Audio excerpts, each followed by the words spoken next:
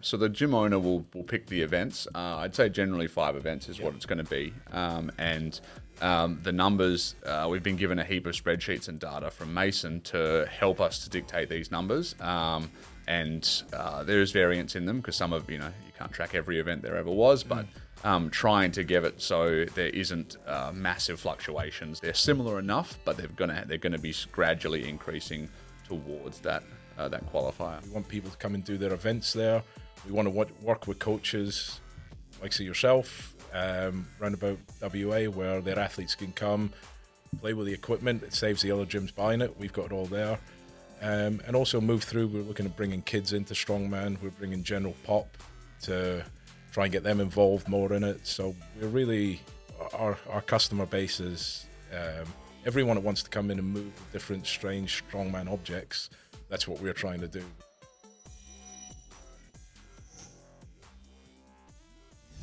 Welcome back to the Strength Institute, everybody. We have 2 guests today, down from 3, but we have Ben from Power to Empower Gym in Coburn. Yes, Coburn, yeah, perfect. And Dave from Optimal Fitness, also here in Joondalup, joining me. Yep, that's it. We were going to have Dan from Southwest Strength in Bunbury joining us as well. But Dan's a firefighter and has been out all weekend fighting fires in Jerian, so couldn't make it today.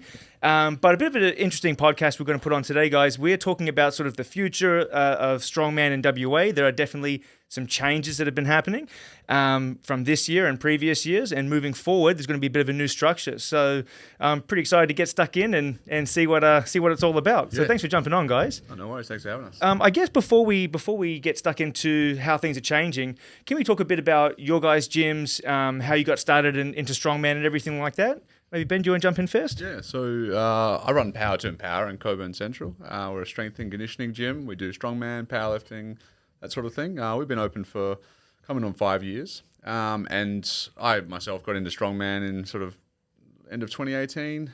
Started playing around in Static Monsters comps and did some of Dan Macri early novice comps through WA Strongman back then. Back when he was still running the show, back when he was running the gig. And and that's sort of where I've been. I've had injuries along the way that have pulled me out a little bit from competing, but now I just love organising events and throw my hat in the ring every now and then. Excellent. Yeah. And then, we're obviously going to get stuck into talking about the events that you've been putting on as well. But your gym, is it a not-for-profit? Yeah, so we're a not-for-profit. So, all the membership money that comes in after we pay the bills goes to sponsoring children through Compassion.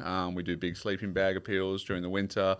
That's pretty much the reason we started the gym, was a vessel for our not-for-profit. So, has that been something you've been involved in a while? For a while? So before starting the gym, myself and my wife were in South Sudan and Uganda managing an orphanage there. We were there for about a year and a half, and then came back and decided to start something that could generate money for different charities we like to work with. So, yeah, that's awesome. Yeah. And so it's been open for how long now, Power to Empower? 5 years in January. 5 years in January. Yes. Awesome. We just had our 4th birthday party just in Christmas here. Very so cool. Yeah, it's all good. And Dave, you've opened up your shop just down the road, mate. Some stiff competition for me. Oh, we don't like to look like that. No. It's all a big family, and it's good, slightly different niches anyhow. But no, you opened up a great facility just down the road, Optimal Fitness. Yeah. And do you want to talk about a little bit about your gym? Basically, so we were a golf facility, and we found that the gym out the back was taking over the actual golfers, so we decided to put something in together, basically take all the golf equipment out and make it all gym. So I had a massive thing for strongman. I hated going to the gym, but I love strongman, so we decided to go down the route of getting in the equipment, pushing that side of it.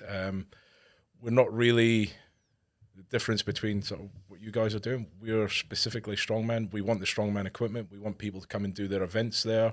We want to work with coaches like say yourself, round about WA, where their athletes can come, play with the equipment. It saves the other gyms buying it. We've got it all there. And also move through, we're looking at bringing kids into strongman. We're bringing general pop to try and get them involved more in it. So we're really, our customer base is everyone that wants to come in and move the different strange strongman objects. That's what we're trying to do. We're and push them out to the different coaches in different places. Which is great, because strongman equipment is big, takes up a lot of space, it's expensive a lot of the time, and so it's not a lot of those. I actually guess 10 years ago, you're not going to find any strongman equipment in gyms. You might find a fat bar somewhere or a pair of farmers, but like you had to go and custom get logs made. Now you can just go to any number of places and, obviously varying degrees of quality, but you can get this stuff now. It's available. In saying that it is, it's a big expense to sort of invest in all these sort of things. So it's very handy, especially for even with Megan on some of the things, the big apparatuses. It's just like for a small gym like this, I can't justify, getting something of like this really big in.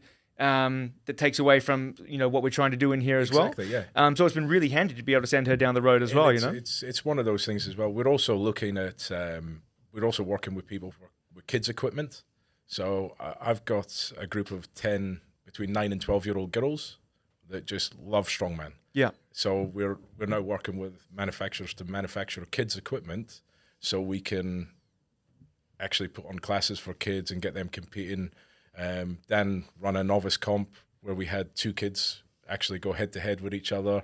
They pulled some great weights. They had a lot of fun. It was really good to see and see the sport being pushed through from a young age up. It is great, and it's a little bit innovative there as well, because a lot of places, it's hard to cater when you're talking strength sports. Yeah, it's hard to cater to children who inherently aren't strong yet. No, and we haven't got them lifting. They're not lifting ridiculous weights or anything. No, like of course. No, everything's weights that they can handle. We're not hurting their bodies. We're not doing anything like that. We get a lot of feedback from the negative people out there that come back and say kids shouldn't be doing this. Kids are having fun. Right. The equipment looks like it should be heavy. Yeah. But it's actually not. Yeah, exactly. Especially if you're getting things custom made up, you can be exactly. So. No. Oh, that's good. I think that's really really good to be getting into. Kids, we always preach here to all of our clients that being strong is always a good thing. Whether you're young or you're old or anywhere in between, being weak is the issue, right? So as long as you can find a safe way to do things, that's I think a great thing. Safe and fun. That's what we try and bring to it up there. Yeah. Okay. Yeah. No. Good. So let's sort of divert into sort of the meat and potatoes of it all, which is there's some changes coming, especially in 2023. And my knowledge is limited. I was actually going to have a podcast with Mason over Zoom before I left for the US. There was some flooding over East, so he had to cancel. But we're going to get that scheduled up at some point. So this is going to fill me in on a lot of stuff that's happening too. And I missed his trip over here, which was a bummer. I would have liked to have caught up with him in person. He never came. He never ended up coming. Yeah, too much. So we just did Zoom stuff. Okay, there you go. Yeah, perfect. Didn't miss too much. Yeah, fair enough then. So basically how it, I guess, used to work was, way back in the day when I was competing in 2010, there was a strength quest, which was there was 4 events. All the different states could run any competition with any number of events, but as long as they had these 4 events, it was like a yoke, a farmer carry, a max log, and a max deadlift. They would then enter those results for their athletes to the guy, Bill Linden, who went to World's Strongest Man a few times back in the day, and he was running the Strength Quest series. And the top X amount of people would get invited across to Australia's Strongest Man. It's been a little bit different from that recently, and there's been a few different federations, promoters, I'm not sure what you would want to call it, but basically some competitions would qualify you for other events that you could then sort of work your way up to. Yep. So in the past, I know that WA Strongman had some qualifying events, and ASA had some qualifying events down south for different things, because there was Australia's Strongest, which is sort of, and I could be mistaken, taken over as sort of the leading strongman federation in Australia, would you say? Yeah, I would say there's still ASA are still quite prominent, but they would be the 2 major. Yeah, so ASA and AS, right? Australian Strongman Alliance and Australia's Strongest. And Mason, at least with Australia's Strongest, he's been really ramping up the competitions with these international invite shows, pro shows, Australia's Strongest, the middleweight series. I think he's putting on a lightweight series. So he's really stepping up the game in terms of competitions here. Yeah. So what was a bit confusing and convoluted was how you qualify for all these different events. So do you guys want to sort of dive into how it's been in the past and what's sort of looking like it's changing to moving forward? Yeah. I can go on by last year because I was trying to qualify last year. So what happened is in WA here, we had to go through WA Strongman. We had to do a qualifier. If you came top 2, 3 in that qualifier, you then went on to the state finals. Yep. Then you had to top 1 or 2 in the state finals, qualified to go over to the Australia's Strongest Man. Yeah. that's how the pathway seemed to be last year. I don't know what was the few years before, which it was a bit confusing because you had people didn't know if they needed to be, how many events they needed to do beforehand or where it is. So that's the way I think it was last year. I'm not sure what's been in the years changed a bit before. before with the changing of the Arnolds was a big one when Dan Macri used to run things. You qualify yourself for the Arnold Sports Fest, which I don't know. That's all sort of changed now. But, that used to sort of still be that pathway through there. And similar thing, you would qualify, but the difference was there was a wild card system, so you would be able to drag a few more athletes into the finals, which broadened it up a bit for those who may have been competing internationally or coming from different sports. It was quite good, the wild card system, I think, for that. Yeah. So basically, as moving forward now, what's happened is Mason, Australia's Strongest, reached out to us a few months back. Being we buy the equipment from him and we've got the gyms, we're probably in communication with him quite a lot. Yeah, I guess it's important to say, I guess, for people listening, that Mason not only runs Australia's Strongest, he also runs Stand or Submit, which make all the premium sort of strongman equipment in Australia. Yeah. And he ships them off to around the world as well. Yeah. He supplied some of the equipment for some of the biggest shows in the world. Yes, so, they're very good stuff. Yeah. All right, so he sort of reached out to all of us together and was looking at a few different options for pathways to it. Seemed we were all gym owners and we were predominantly strongman gyms. And from there, it sort of moved on and we are where we are today, where he's come up with a national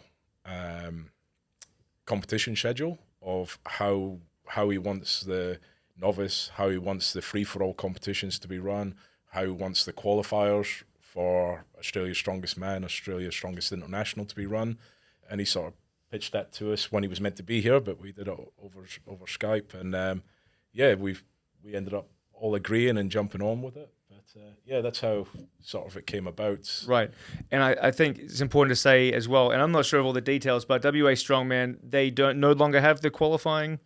Not for AS. Not for Australia's Strongest. No, that's changed there. I'm not sure of the movements of WA Strongman, but this is the major change that we're aware of. Yeah. That we're running these ones here. Right, yeah. So it's just going to be spread between your three gyms, Power 2 Empower, Optimal Fitness, and Southwest Strength. Yep.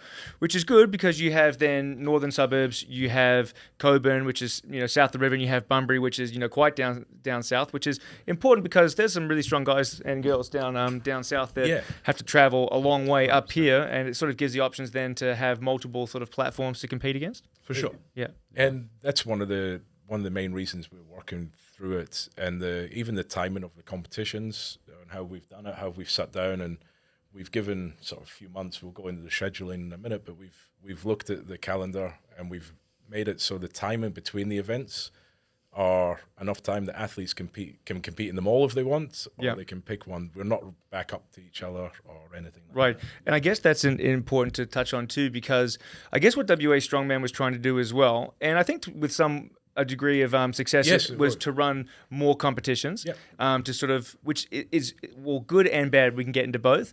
One is getting eyes on the sports, getting new people into the sport. But when you start having 2, 3, 4 qualifiers, you've got novice comps running in, you've got states. Well, if you start to try to get into other competitions, so if there was only one promoter, then that's fine. You want as many comps as you can sort of get into. But when there's multiple promoters, or if people aren't agreeing with how they're running things, that then can become a bit of a hurdle. So, for example, Static Monsters this year, which, Ben, you have run the last 2 years? Yeah, myself and Nav have run it, but from Power and 2 Empower? Yeah, from our gym, yeah. So 2 years ago, there was a heap of competitors in it. Yep. Do you remember how many? Probably 28, 30, something 28, like that. 30? Yeah. And this year, there was only about 12, I think, right? About 12? Supposed to be about 16. We had a few pull out. Yeah. But the very next week was WA States. Yep. So you have the top level guys that are trying to become the state champion and get pathways forward, not competing because they're worried about pulling something or getting injured or just being fatigued. It's obviously not smart to compete the week before you're trying to win states, exactly. Which is an issue. So how have you guys come about sort of organizing a schedule between you where we can get the competitions in, because it's important to have variety, but not stepping on each other's toes where it's going to be a hindrance? Yeah. So like when we set up our schedule for the year, a lot of it, obviously, we get our info from Mason when when other states are doing their state qualifying competitions, when the finals are going to be, things like that. We put in things like Static Monsters isn't one that's easy to change because it happens worldwide, so it's set on that weekend date. So that one's kind of a no mover. And then, you spread the others between there. And before anyone looks at doing a competition, we can discuss, which dates are going to work best. At what level will that competition be, so it can step into further competitions. The issues we've had the last few years has been timing with that sort of stuff. I mean, even the year before when we had those more competitors, there was a Highland Games comp, a stone lifting comp on the same weekend. So we lost a couple of competitors to that too. But that's something that, there's so many shows. There's a crossover with powerlifting too, where if people are getting ready for powerlifting events, they also compete in Strongman. They've got to figure out their calendars. There's that many powerlifting federations, as we know as well. So it just becomes every weekend there's going to be something on. Right. But how do we space it so that those specifically in Strongman are going to be able to have a nice pathway and stepping stones forward, so that we don't have wasted competitions. We don't have too much confusion with what should I be doing this month. And so it's I guess the question I have next is with WA Strongman, they sort of were promoting themselves as, this is the WA sort of group, the cohort, and we're going to get the pathway. When it's coming from multiple gyms, how does that get set? Because we can't have 3 state championships, one run at each gym. So are you guys planning on running comps like state championships, or is it just literally this comp is going to qualify you for this event and sort of so on like that? No, so basically our competitions that we've got at our gyms are independent of the qualifiers.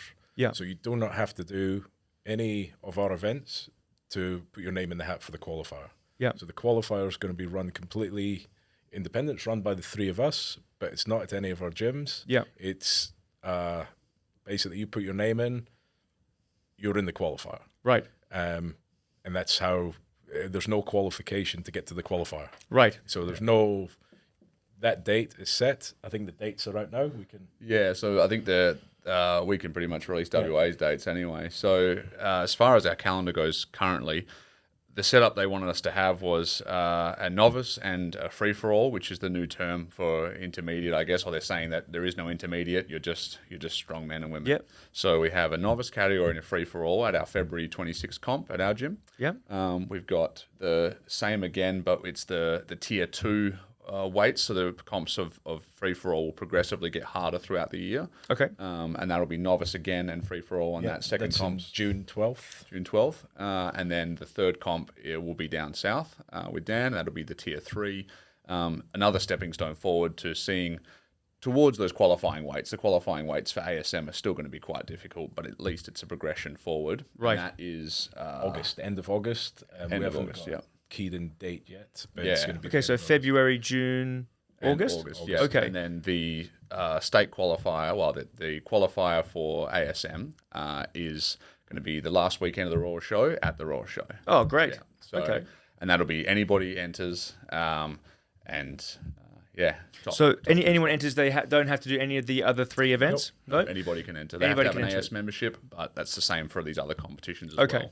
And so that's part of it as well, is trying to get sort of like a national sort of association. Yeah, association, federation that sort of overlooks everything, which is what Australia's Strongest AS is trying to do. Yep. So you get an AS membership, and then as long as you have that membership, you can just go into the qual, you just put your name in, pay your entry fee, and you're good to go. Good to go. 100%, yeah. Okay. And that opens up WA is a bit of a hub for people that wants to come internationally to try and do it, or nationally as well.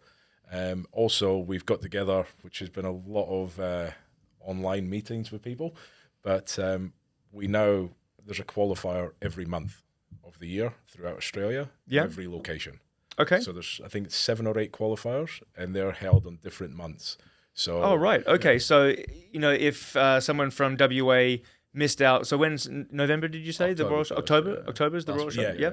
So if someone misses out, but there's a qualifier in South Australia in November, they can go there and have a crack at it. And they don't need to do any qualifiers to make the qualifier. To make a qualifier. Yeah. So they just pay their money, go across, jump into it. Yeah. There's also, it leads on a little bit from there. So the top 2 will qualify in each weight division. They'll qualify for ASM. Yeah.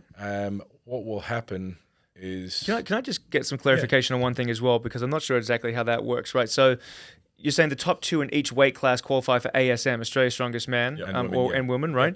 But is that differing from the ASMS, so the Australia's Strongest Middleweight Series, for example? Like, so Megan is the under 82 kilo champ for the ASMS.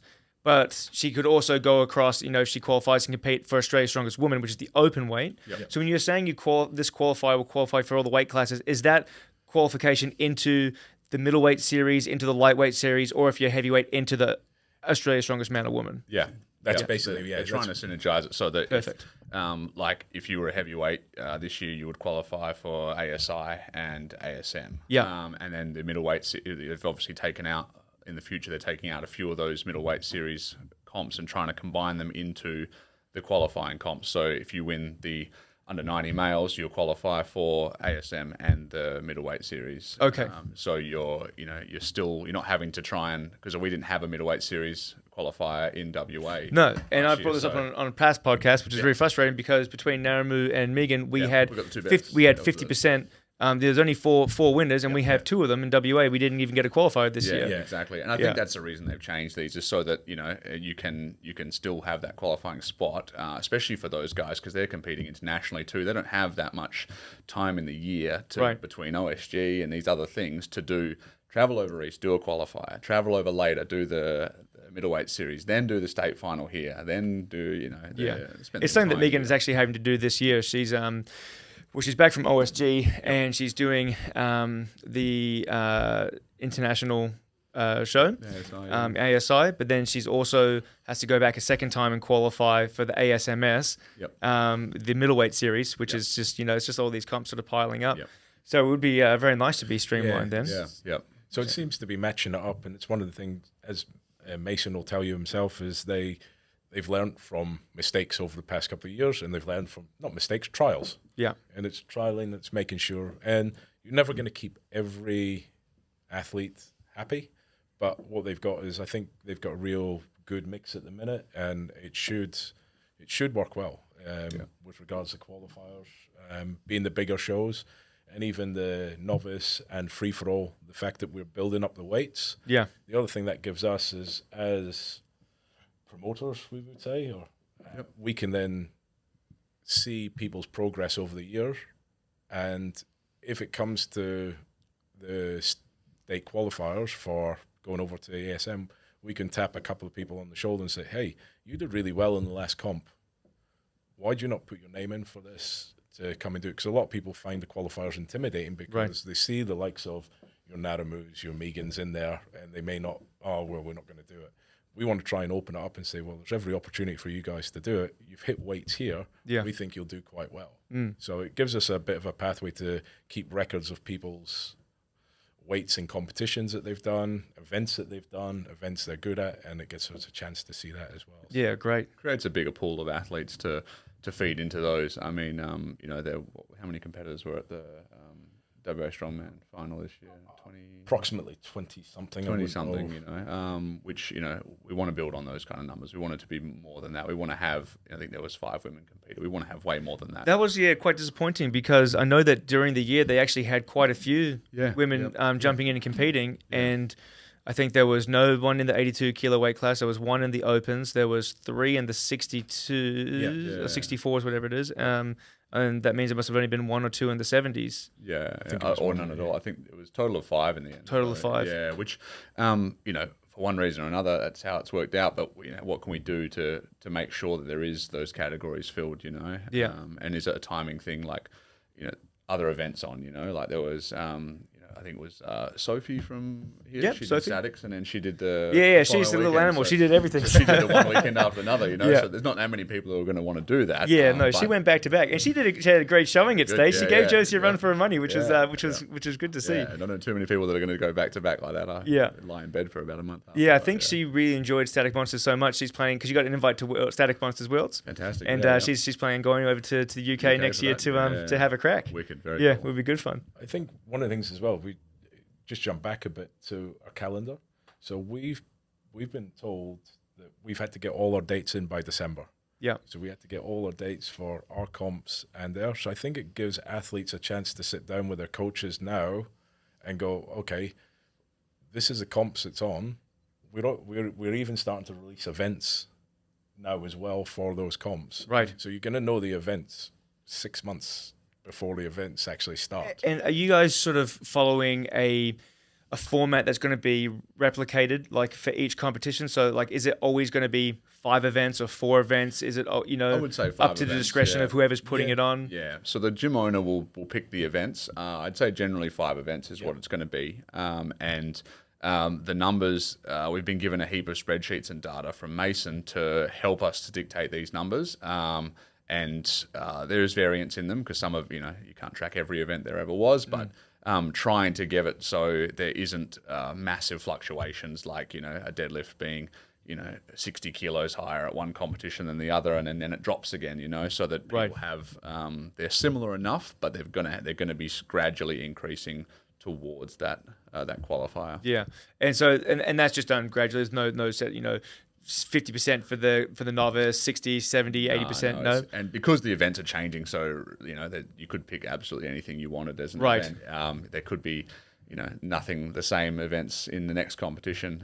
So there wouldn't be an exact measurement. Right. I think there's around about 35 events on the spreadsheet that we've got with weights for every category, novice all the way up. Yeah. So the spreadsheet's a decent size. And 2 of my events for February are not on there at all. So that's stuff I've obviously got to test with athletes in my gym, feel it out a bit, and then put the numbers in. So.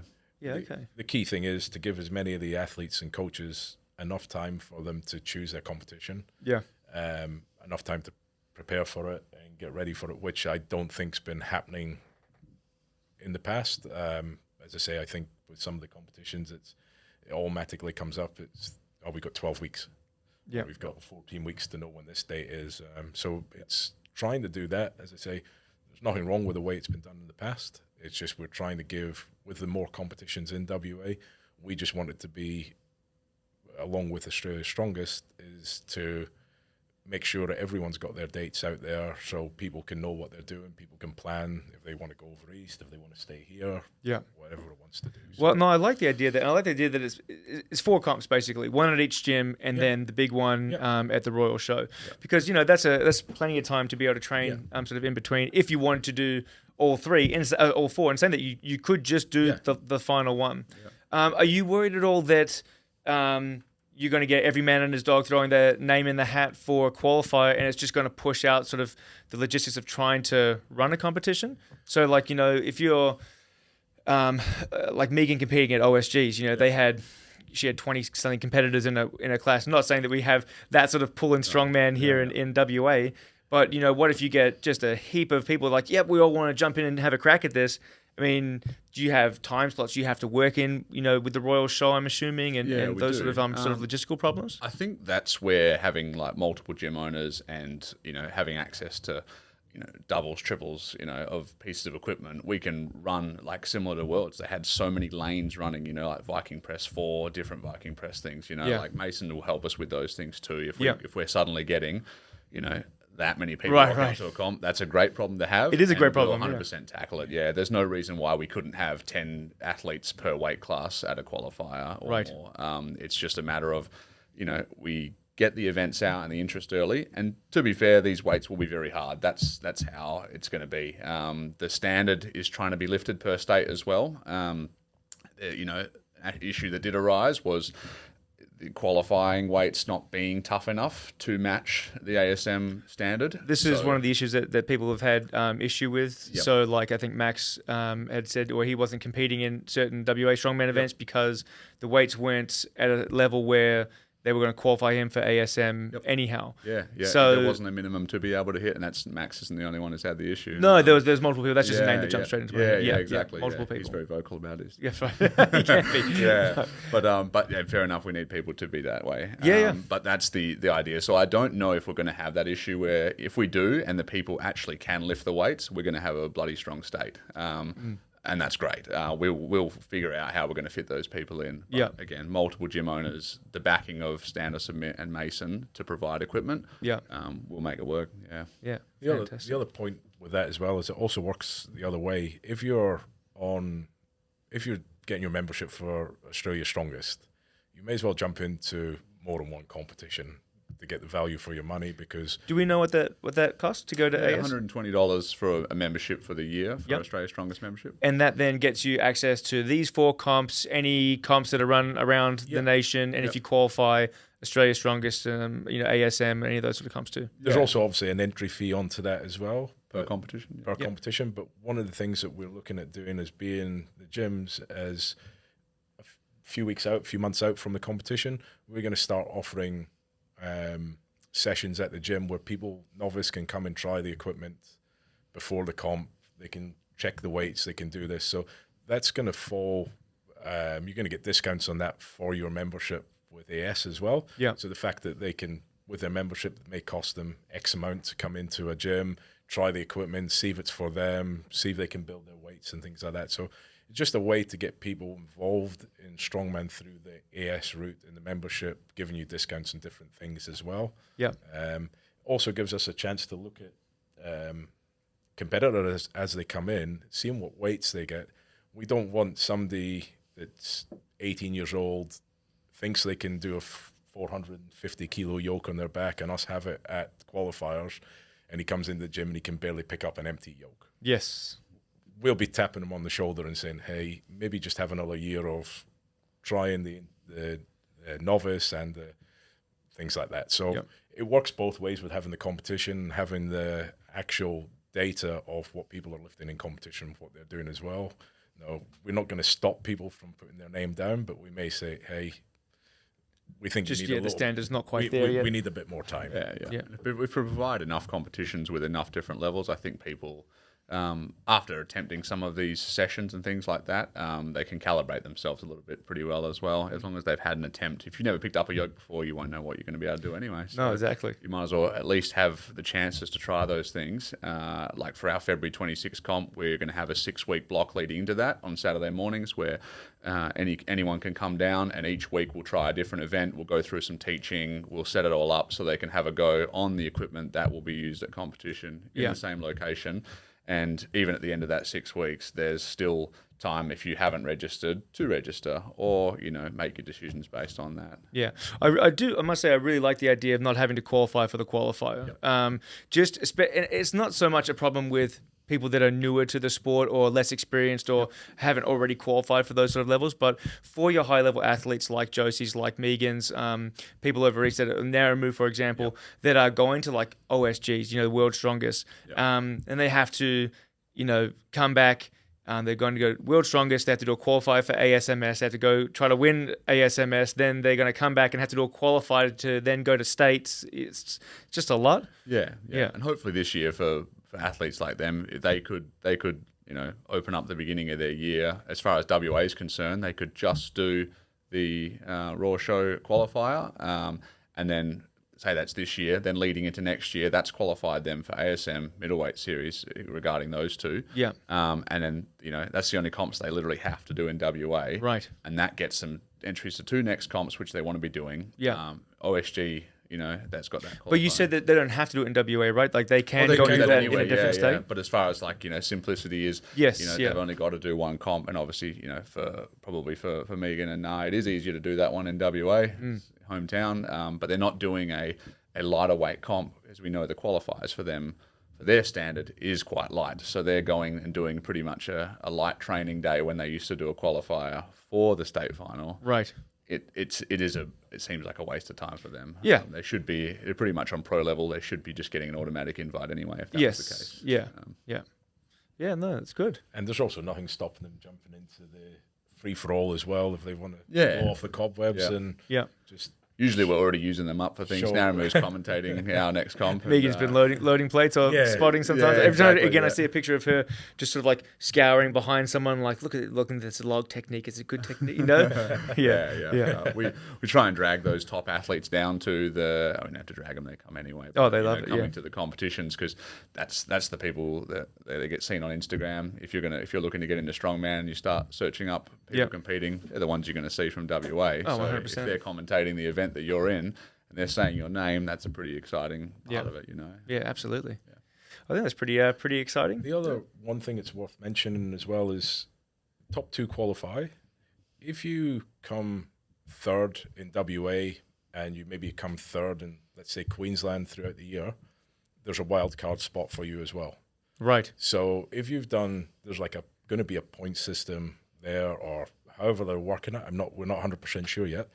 But if you qualify, say you go to Queensland, you come third. You go to WA, you come third. There'll be, let's say, X amount of points. You may get that wild card spot. Right. A bit tougher for the WA athletes because we may have to travel 2 or 3 times.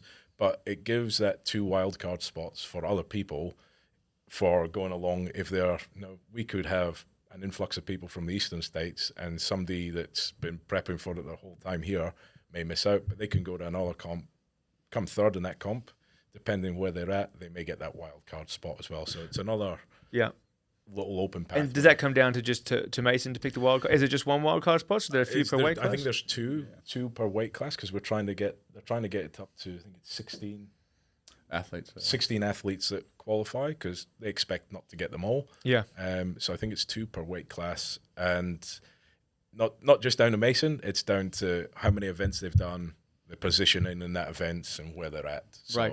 No, it's not a guarantee, but at least it's an opportunity. It's something. It's something. It's not written off, which is a great thing for you to, it gives you more motivation to then push into another state to try a comp because you go, it might not get me there, but at least it's worth doing. Yeah. Fills out their numbers. As you said, if we end up having a few less people in our weight classes, maybe people from over east are going to come here to try and get those extra spots or just claim points towards this system. A great example this year is Nav. Nav came second at Judgment Day. Yep. Missed out on a spot there, so he went over to the East Coast. Canberra. Came second there. So he had 2 second places, and he's not qualified. Right. So it's like he's put in the effort. He's gone away. He's travelled to try and do it.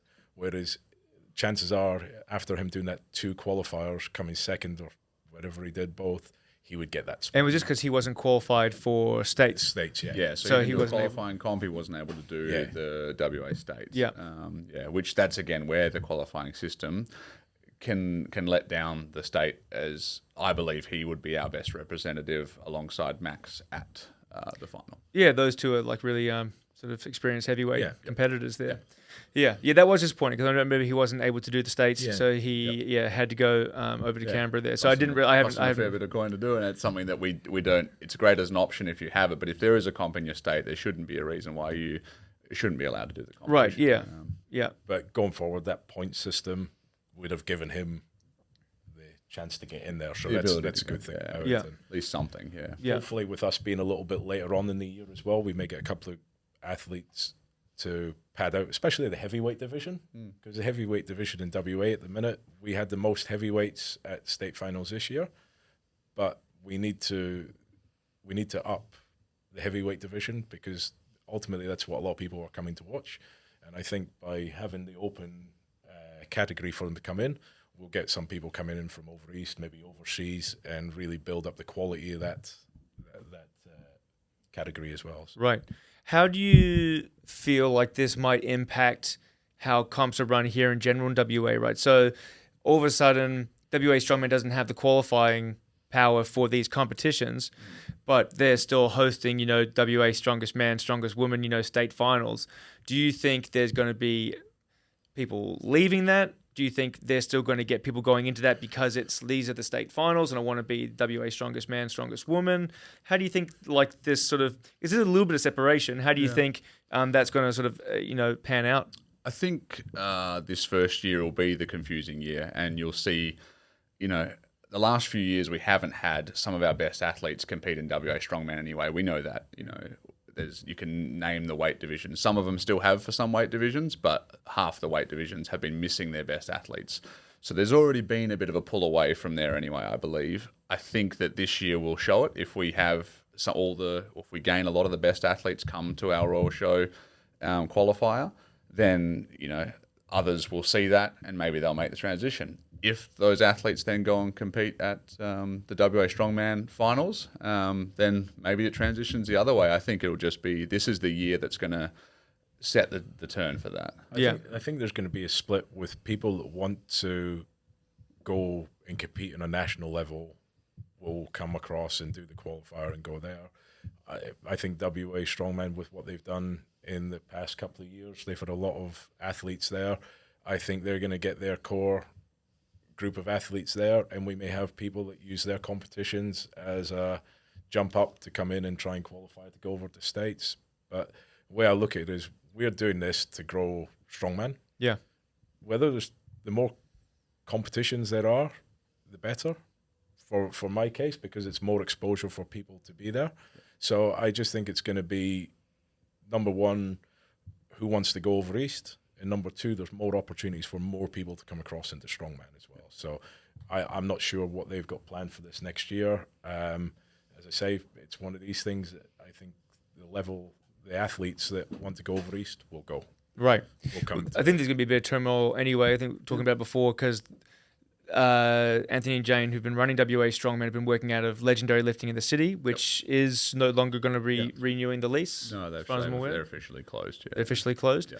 Have they set up shop somewhere else, to your knowledge? Not that I know of. No, there's word on the street, but nothing we have information about. Yeah. I think our best bet is to get our calendar out for the whole year, the best we can. Yes. And hope that WA Strongman look at that calendar. I don't think they've put anything out yet, and they release their events appropriately spaced between them. Yeah. So that they can coexist, or something like that. We had trouble the last 2 years trying to get synergy between all of the Strongman community running events. We tried really hard. Yeah. We didn't get anywhere. It has resulted in the changes that have been made now. That's pretty much as simple as it gets. So hopefully WA Strongman will fit in with us nicely. Then as Dave said, more Strongman comps, the better. But when people are putting things on the same weekend for the sake of it, that's when we're going to have issues. So it's frustrating. It's one of those things where variety is good to a certain extent, but when people are stepping on each other's toes and there's clashes, it becomes not productive anymore. It's a problem that powerlifting's had for a long time. Where there's just 6,000 different federations. And you're like, I'm the Aussie champ. Like, for which one? For GPC? No, for CAPA, IPL. It's like, which one? I'm tested. Which APL or APU or PA? It's like, oh god, So when there's too many, it's kind of frustrating. But at the moment, I guess it's more so your individual promoters and competition sort of organisers and runners under the umbrella of Australia's Strongest. Yes. So it is sort of a united front between the three gyms, which is nice. Hopefully with a bit of luck, WA Strongman do look at the calendar as well, and everything is synergistic between all the different parties. Especially when it comes down to equipment as well for the competitions. And I think between us, we've got 12 different logs. So we can run. Do you need any spare? Because I've got a couple out there as well. Exactly. So knock on your door when we get all those people. If we added things like that, we start to become a bit more where we can run bigger comps. It's like IGA, you can band together for buying power here, guys. That's exactly what we're doing. It works. It's going to work quite well because one of the key things that we spoke about is the length of competitions. Strongman competitions tend to drag out for a hell of a long time. Geez, they take a long time sometimes. And that is really a problem. Like often I'll be at a competition like this needs to just hurry up.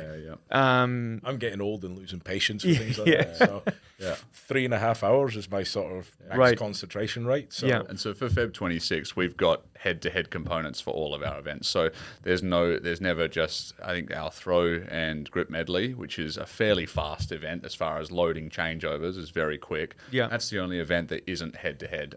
So it doesn't matter the amount of competitors we get. We can have 2 going at once, which is a great excitement for people doing something. But we've got the equipment because of the unity of gyms involved. So, we don't have to worry about, we've only got one of these or one of these. It's like, no, we've got handfuls. So how many lanes do we want to run? If suddenly we get a crazy amount of competitors, we'll be running 3 lanes worth of it, so that we're not there all day long dealing with that. We can get it done.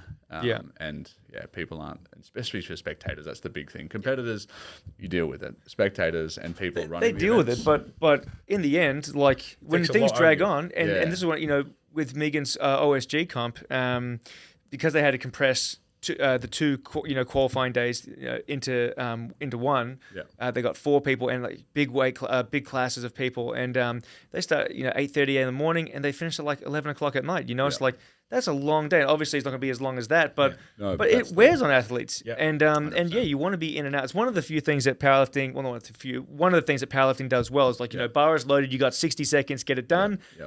At the end of this, we're having a 5-minute break or 8-minute break to take the monolift off, and once it's off, we're starting. And if you're not there, you're out. You miss it. Yeah, exactly right. So that's good. I'm glad to hear that there's going to be some like stringent. We're going to reel in these long days. Yeah, and the other thing as well, I think a lot of the time with the strongman shows that I've been part of or watched here, is it's hard to get the equipment there to warm up because we've just had the one thing. Whereas you can warm up on the same weight, same equipment, same weight, same everything, then go out and do your lift. Yeah. So we can have that equipment in the background, so it helps a little bit more.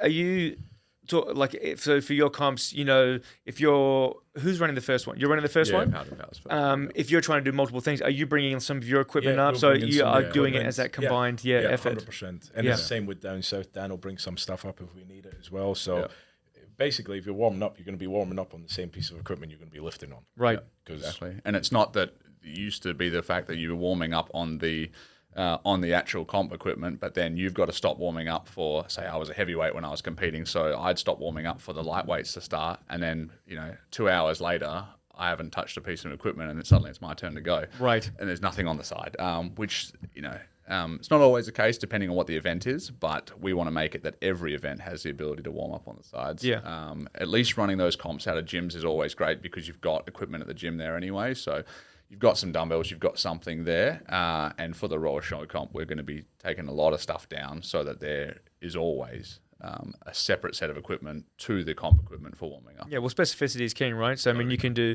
military press until the cows come home, but you want to still get a log overhead if you're doing log press. Right. Yeah. And sometimes, I've had comps where I've got a resistance band, and that's pretty much what I'm using before I warm up on a log, and suddenly I've got to go and press a massive log, and it's like, all I've really done is some rotator cuff work and hoping that I don't blow anything. So.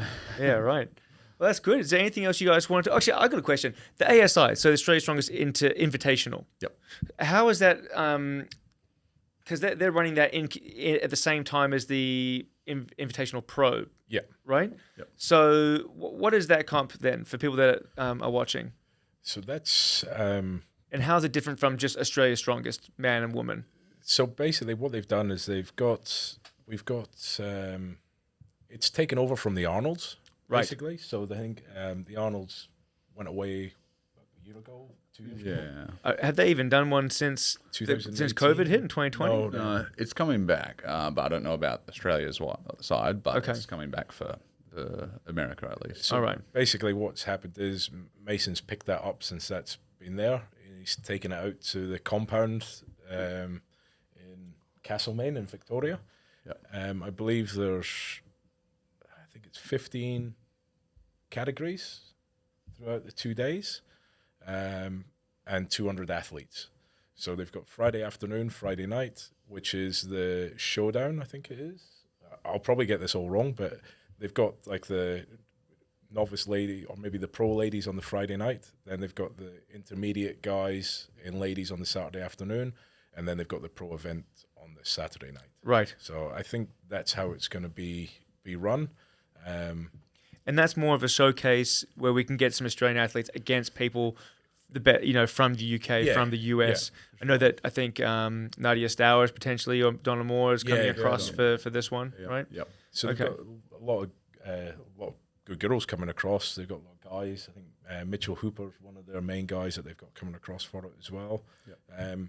So it's basically a chance for the amateur athletes that have qualified to go there and compete, and then see these guys compete as well. So, I feel like if they're putting on a pro show, they're going to, to fill out the numbers to make it a big thing. You might as well put on another category as well. So having that ability to have that, the pros and the amateurs still pretty damn heavy, but the amateur side of that as well. Right. And then it keeps ASM separate from that so that there can still be that competition focused on and crowned for Right. Australia's strongest. Okay, that's good, because I do know they used to run Australia's Strongest sometimes in conjunction with the pro shows at Arnold. Yeah, yeah. But yeah, sort of side by No, side at it's- least. It's both different this time. Yeah. So, Yeah. Australia's Strongest Man and Women is going to be later on in the year. Just talking to that. But yeah, the ASI was obviously January. It's over 2 days. So Yeah.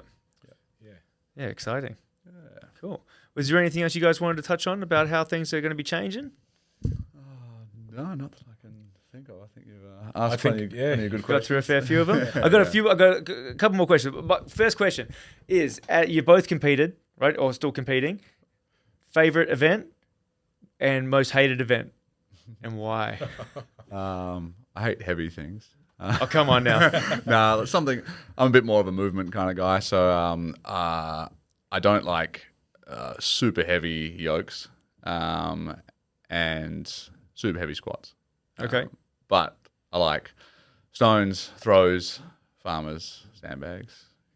The more things where Sounds like you need to put the kilt on, mate. This sounds like very Highlandish. Well, I'm heading over to Scotland in July and going to try and pick up them dirty dinnies. Oh, the dinny stones. Yeah, I've right. been training for that at the moment. What weight are the dinny stones for those listening? I think it's 188 front stone and 144 on the rear stone. Yeah, right. Yeah, we're getting close. All right. Close. So, Very yeah, cool. You just been like putting a handle on like a pair of duck walk. I've got Cerberus dinny simulators. Oh, wow, they're okay. I didn't realise it was a thing. With the ring. Yeah, Yeah. Cerberus has made those, so they're the same heights for dinnies, same size ring, but you plate load them. So Okay. it's different, but it's probably as close as you're going to get. Yeah, so, cool. Yeah, I like that kind of weird I stuff. think I've seen some people training just with like standing on with the two duck walk Two duck with walks, handles, yeah, between them. Yeah. Okay. All right. What about yourself? Mine has got to be least favorite. Definitely the log. Definitely the log. Definitely the log. My 100% man. The log. It can get thrown away anytime. Yeah. But I love stones. Yeah. Okay. Yeah, stones are. If you could give me stones Good every day of the week, I would do them All every right. day What's of the week. what's your best stone to date? 175 Ooh, nice. to 1.2. So not Okay. bad for a 43-year-old. That's great.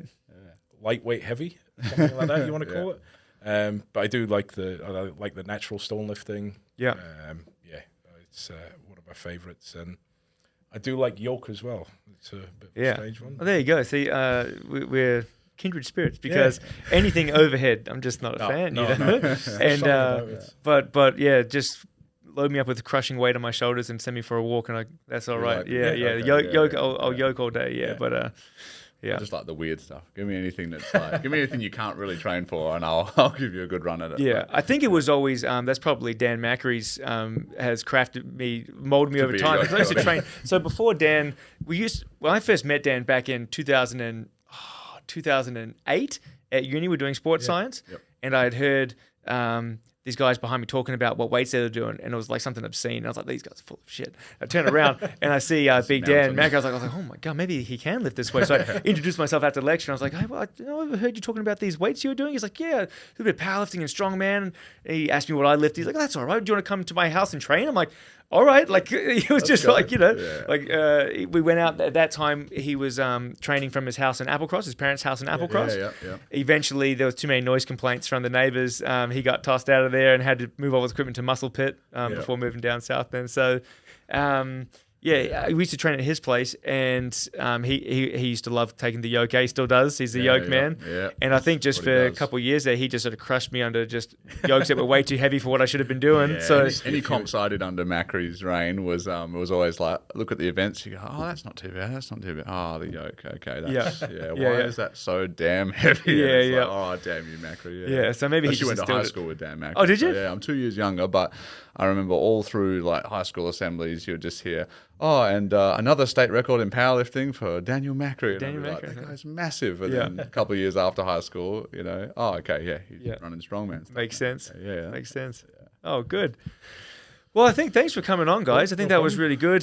Definitely dropped a bit of information about how things are going to be changing and at least trialing out moving forward over the next year. 2023 should be a pretty interesting Yeah, one. it should be good. Yeah.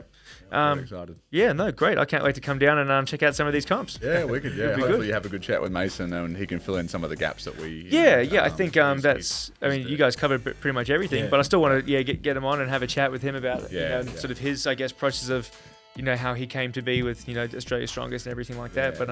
Yeah, But I think this was great, guys. Thanks so much for coming on. Thanks for having us. Yeah, I hope you guys all enjoyed watching and listening to that one. Any questions, leave them in the comments, and we might have to do a follow-up video or an update video during 2023 and see how this whole system is working. Yeah, Sounds good. Perfect. Awesome, guys. Thanks very much, and we'll see you all next time.